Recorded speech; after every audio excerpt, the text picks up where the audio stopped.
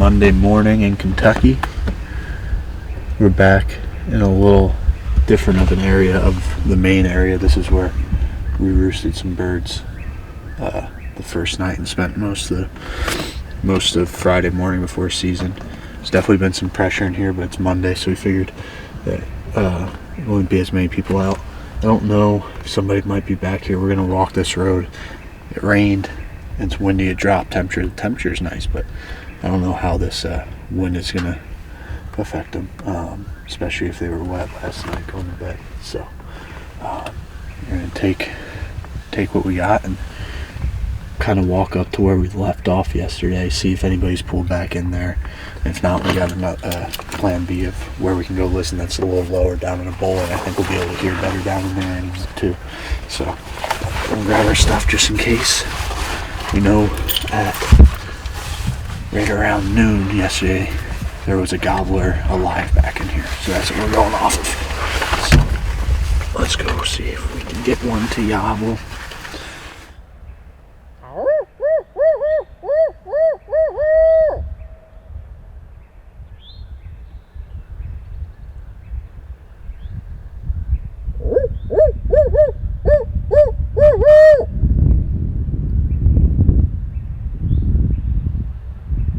We can do this or we can go down to that bowl, but I think we should try this at least.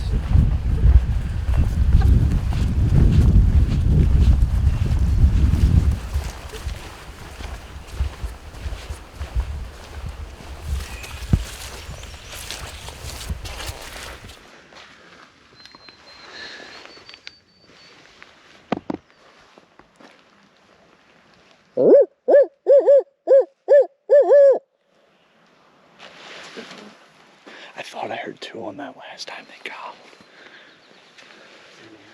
I'm like just trying not to be like, oh, because I don't know how that lays over there. Finally, we got one to gobble, right where we left that sign yesterday. There he was again. I think he's on this side over there, man. He's in a straight line. I'm kind of worried walking down this road though, because it opens right up to that field, right up there. It's on the other side. It's wind. Yeah, we can creep through this thick stuff, but it's windy, so I mean, he might be closer than we think. That side just peeked up and touched him for the first time. Is all it took, I guess.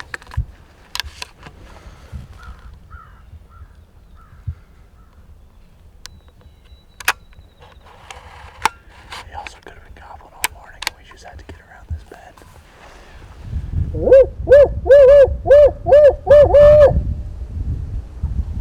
Straight that way, right down the road. I bet you he's just over that. The problem is, it's that big open, we may have to sit on this road, because it's that big just rushed autumn olive. And then it just, or sit in that autumn olive. We'll get up to this corner and get a better bag out of him again. Funny, he's not gobbling to the crows, just the owl.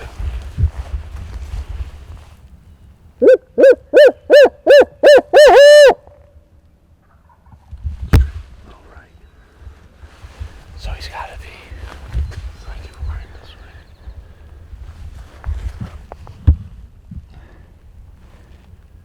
Off this point somewhere.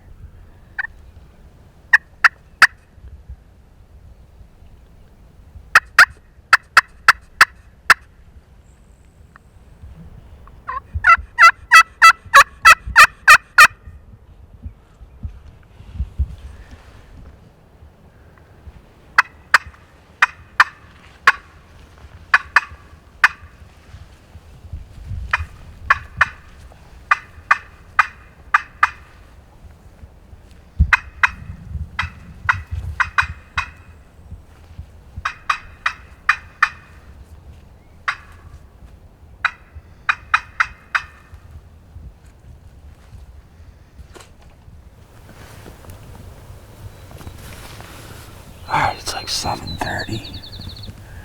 Took us to like 7:20 to get that earbird gobble. And there's two of them, and they're down over this lip.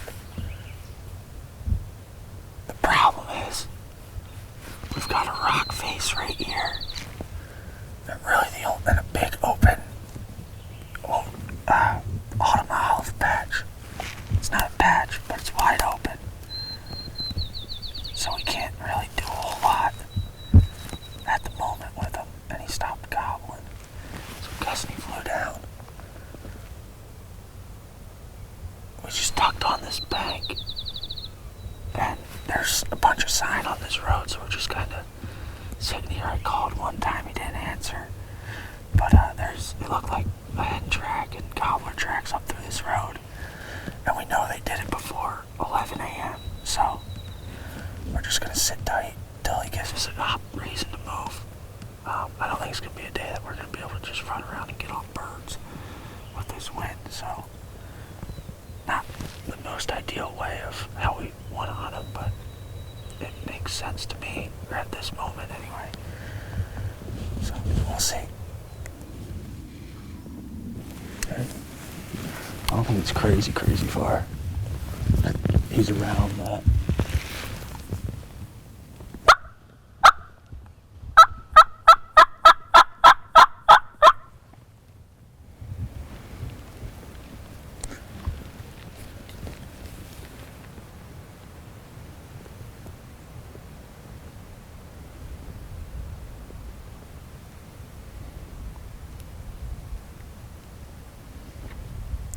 Walking right to left.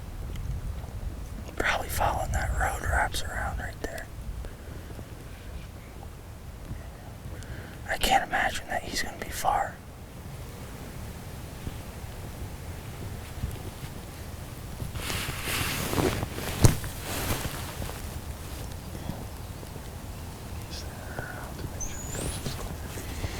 Yeah.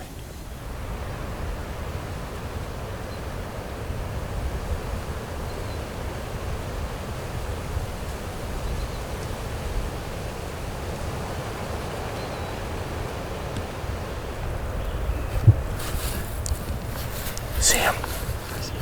Oh, I see him now. I just see him now.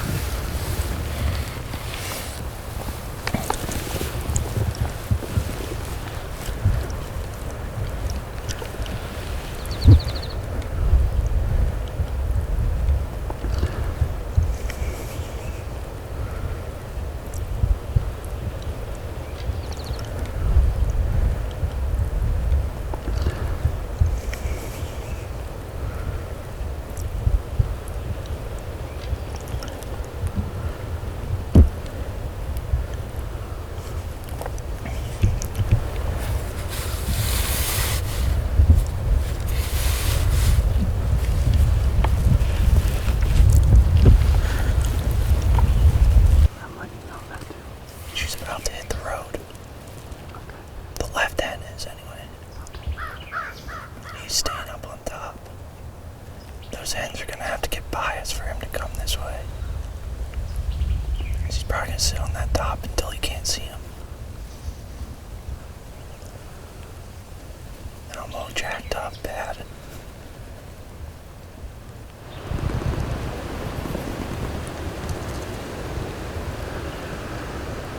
Man.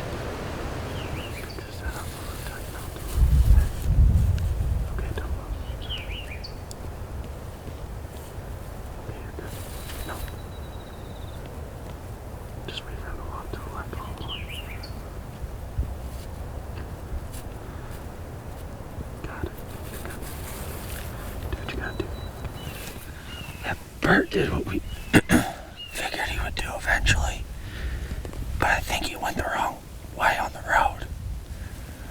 We watched him work this edge. I was shaking so freaking bad. I don't think I've ever shook like that for watching a turkey before. I got a little chill in me too, which doesn't help, but he's got two hens.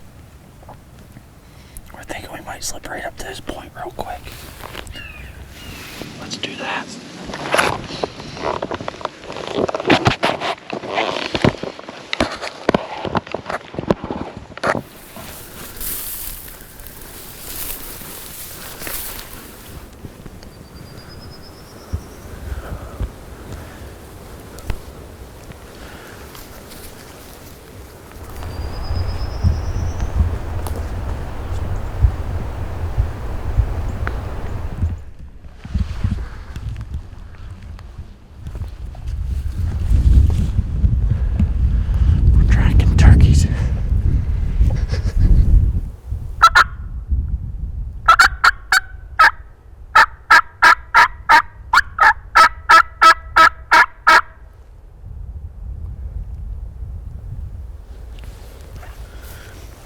So we've been tailing the gobbler, and he left us enough sign for us to kind of stick with him.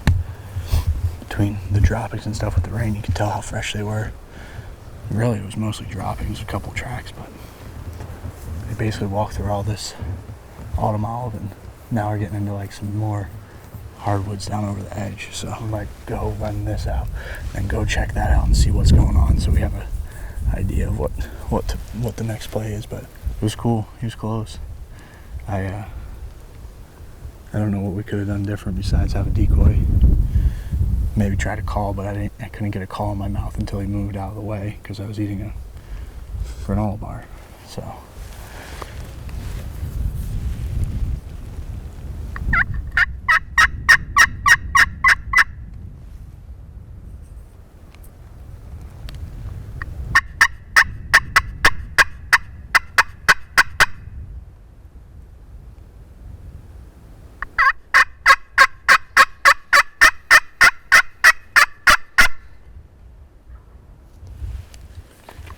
he's on that next point. What's that?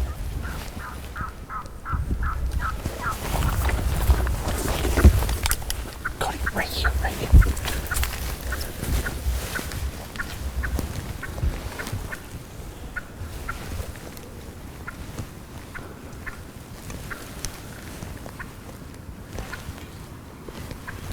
Right, you're right.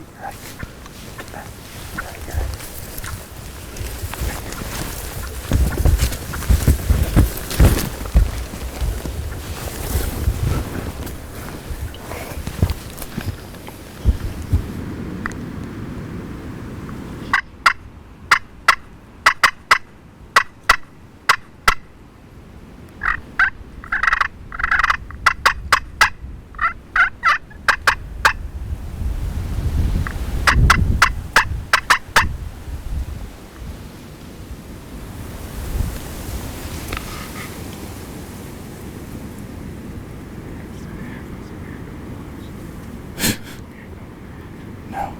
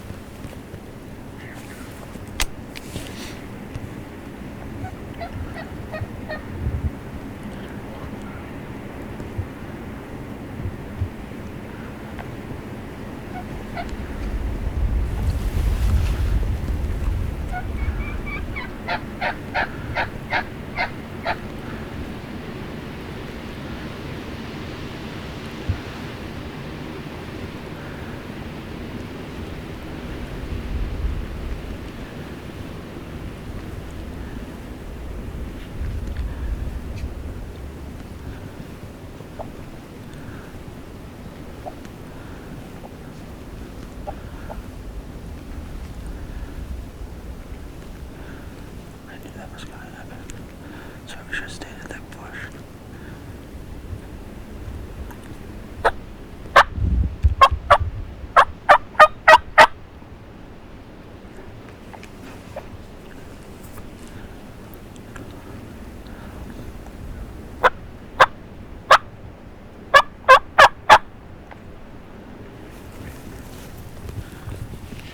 I can't see him, Cody. On him. You missed him. No, I didn't. Okay, good. I did not miss that turkey. I missed him.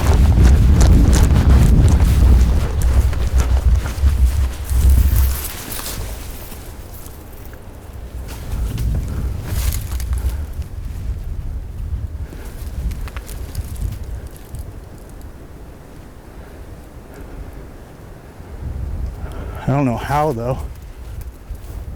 I mean, he was 4 yards. It'll happen every now and then. That little extra call at the end brought him back over just enough. Mm-hmm. Because the hen saw something, he didn't see something. Yeah. And he heard that hen. Played him like, I mean, that's the same birds we were following. We tracked them all the way down the trail. Very frustrating. Especially when you do all that work for that opportunity on a bird that's birds that are stubborn, and you have it and you blow it is tough. So the only thing I can wrap like I said, I was confident I killed him when I shot, and you can, I don't know if you can, He ducked after you shot. That's what I mean. And I think instead of him flying, he's like, I need to get in the brush. Yeah. And he just like bulldozed. I mean, where he went through, you can see his skid marks. Yeah. And I mean, he bulldozed through some stuff. So I don't think, I think he knew that was his best option of getting away from you. Yeah. That's why. Yeah, I mean, so in my eyes, from what my angle, all I could see was this. I could see his beard. I obviously saw his beard, but you saw him before I did. Yeah. I couldn't. So there's like briar bush right there, and he just like came, and I saw the top of his head, and he was 5. Yeah. 5 yards. 5 yards. And Cody said when he looked at the footage, I sent him a softball by his head. But in my eyes, I shot, and I saw nothing. I thought he was just because like I said, all I could see was his head and gone. Yeah, let's go find another one that wants to play. That's the easy part. Josh killed one. Kentucky. You always have a surprise for us, Kentucky. Yeah. We thought, like I said, I thought we hit him when we came down and looked, but we can watch the footage again just to kind of we'll look at it again just to be safe. But let you watch it because I've no one that's seen it. Yeah, I'll take a look at it. Right. Sorry, guys. Good thing this tag's cheap. Birds are cooperating. Good thing they're hot today. Gobbling hard, we'll just go find another one that's been hammering. After a swing and a miss and a big slice of humble pie, Cody and I ran around the rest of the day and tried to roost a bird that night. With no luck, we headed back to the office. We spent the next couple days trying to get on a gobbler and had some close calls right off the roost. But one of the problems we were running into was if we didn't get that bird, the next bird we heard, by the time we got down off of the ridge, made our move, the birds were shut up.